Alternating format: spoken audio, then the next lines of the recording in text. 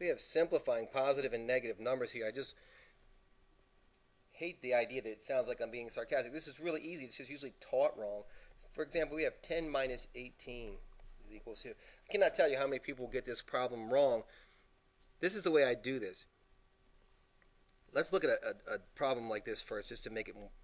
Let's do 18 minus 3. Well, 18 minus 3. 18 minus 3 we know is 15, right? This is how we kind of know this. Ask yourself which number is farther from 0.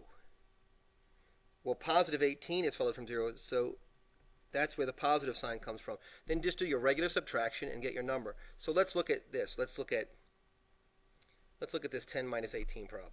So we have our 10 minus 18 problem. It works the same. 10 minus 18. We have two numbers here. One number is positive 10, and the other one is negative 18. Which number is farther from 0? And the answer is that negative 18 is farther from 0 than positive 10 is. So we know our answer is going to be negative. And then we could just do 18 minus 10 is 8. So people get really turned around about this. The rule has always been the same. It's just that we don't talk about it. Same thing would work with a problem like this. Let's do this. 110 minus 125. Again, we have two numbers here. And we have one of them is positive 110. The other one is negative 125. Which one is farther from 0? Well, of course, the negative 125 is. So our answer is going to be negative. Now we can just do our math and do 125 minus 110 is equal to 15. And our answer is negative 15.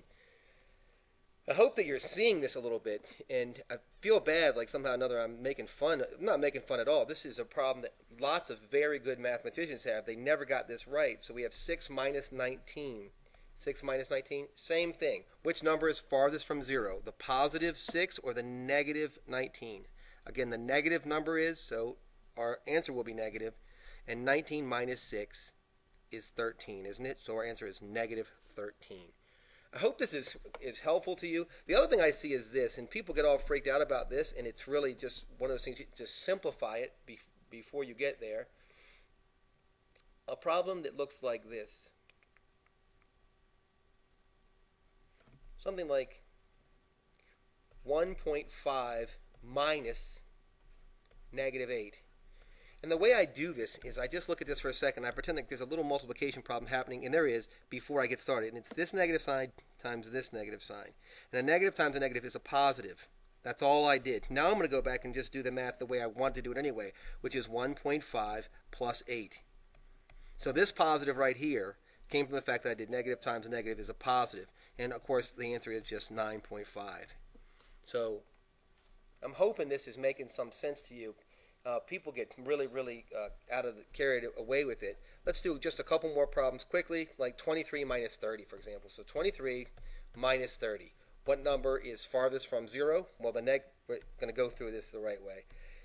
We have two numbers. We have negative 30 and we have positive 23. Which number is farthest from 0? Well, it's the negative 30, so our answer is going to be negative. And now we have 30 minus 23 is just 7.